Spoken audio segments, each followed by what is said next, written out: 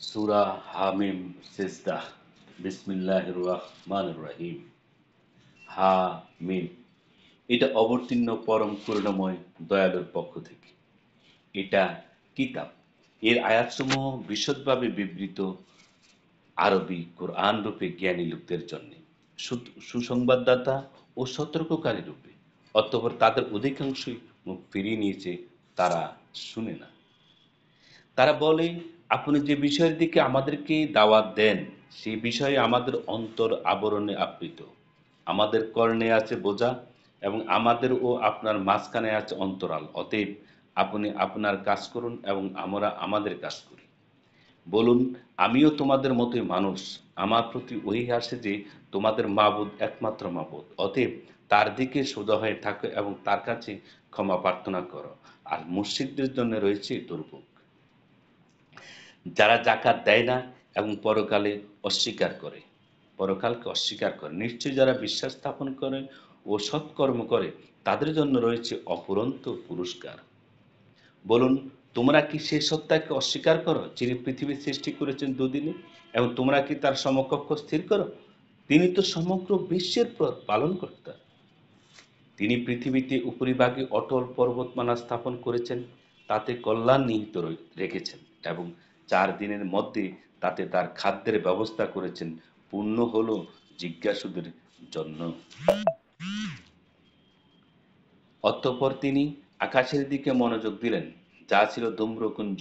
অতঃপর তিনি তাকেও পৃথিবীকে বললেন, তোমরা উভয়ে আসো, ইচ্ছায় অথবা অনিচ্ছায়। তারা বলল, আমরা স্বেচ্ছায় আসলাম। অতঃপর তিনি আকাশমণ্ডলীকে দুদিনে সপ্ত আকাশ করে দিলেন এবং প্রত্যেক আকাশে তার আদেশ প্রেরণ করলেন, আমি নিকটবর্তী আকাশকে প্রদীপমালা দ্বারা সুশোভিত ও সংরক্ষিত করেছি। এটা পরাক্রমশালী সর্বজ্ঞ আল্লাহর ব্যবস্থা। অতঃপর তিনি অতঃপর যদি তারা মুখ ফিরিয়ে নেয়, তবে বলুন, আমি তোমাদেরকে সতর্ক করলাম এবং কঠোর আযাব সম্পর্কে আদ ও সামুদের আযাবের মতো। যখন তাদের কাছে রসূলগণ এসেছিল সম্মুখ দিক থেকে এবং পেছন দিক থেকে একথা বলতে যে, তোমরা আল্লাহ ব্যতীত কারো পূজা করো না, তারা বলেছিল, আমাদের পালনকর্তা ইচ্ছা করলে অবশ্যই ফেরেশতা প্রেরণ করতেন, অতএব আমরা তোমাদের আনিত বিষয়ে অমান্য করলাম। যারা ছিল আদ, তারা পৃথিবীতে অযথা অহংকার করত এবং বলল, আমাদের অপেক্ষা অধিক শক্তিধর কে?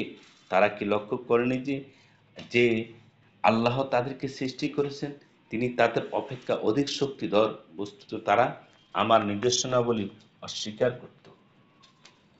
অতঃপর আমি তাদেরকে পার্থিব জীবনের লাঞ্ছনার আযাব আস্বাদন করানোর জন্যে তাদের উপর প্রেরণ করলাম যানজাবায়ু, বেশ কতিপয় অশুভ দিনে।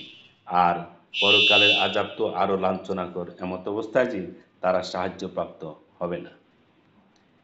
আর যারা ছামূদ, আমি তাদেরকে প্রদর্শন করেছিলাম, অতঃপর তাদের সৎপথের পরিবর্তে অন্ধ থাকাই পছন্দ করল।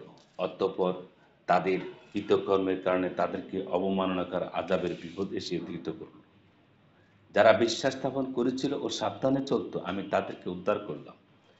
যেদিন আল্লাহর শত্রুদেরকে অগ্নিকুণ্ডের দিকে ঠেলে দেওয়া হবে এবং ওদের বিনষ্ট করা হবে বিভিন্ন দলে।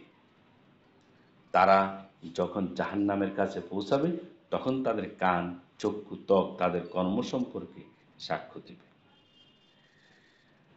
তারা তাদের ত্বককে বলবে, তোমরা আমাদের বিপক্ষে সাক্ষ্য দিলে কেন? তারা বলবে, যে আল্লাহ সবকিছুকে বাকশক্তি দিয়েছেন, তিনি আমাদেরকেও বাকশক্তি দিয়েছেন। তিনিই তোমাদেরকে প্রথমবার সৃষ্টি করেছেন এবং তোমরা তারই দিকে প্রত্যাবর্তিত হবে। তোমাদের কান, তোমাদের চক্ষু এবং তোমাদের ত্বক তোমাদের বিপক্ষে সাক্ষ্য দেবে না। ধারণার বশবর্তী হয়ে তোমরা তাদের কাছে কিছু গোপন করতে না। তবে তোমাদের ধারণা ছিল যে তোমরা যা করো তার অনেক কিছু আল্লাহ জানেন না। তোমাদের পালনকর্তা সম্বন্ধে তোমাদের এই ধারণাই তোমাদেরকে ধ্বংস করেছে, ফলে তোমরা ক্ষতিগ্রস্তদের অন্তর্ভুক্ত হয়ে গিয়েছে। অতঃপর যদি তারা সবর করে, তবু জাহান্নামই তাদের আবাসস্থল।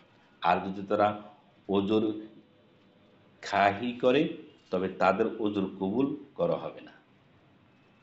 আমি তাদের পেছনে সঙ্গী লাগিয়ে দিয়েছিলাম। অতঃপর সঙ্গীরা তাদের অগ্রপশ্চাতে আমল তাদের দৃষ্টিতে শোভনীয় করে দিয়েছিল। তাদের ব্যাপারেও শাস্তির আদেশ বাস্তবায়িত হলো, যা বাস্তবায়িত হয়েছিল তাদের পূর্ববর্তী জিন ও মানুষের ব্যাপারে। নিশ্চয়ই তারা ক্ষতিগ্রস্ত।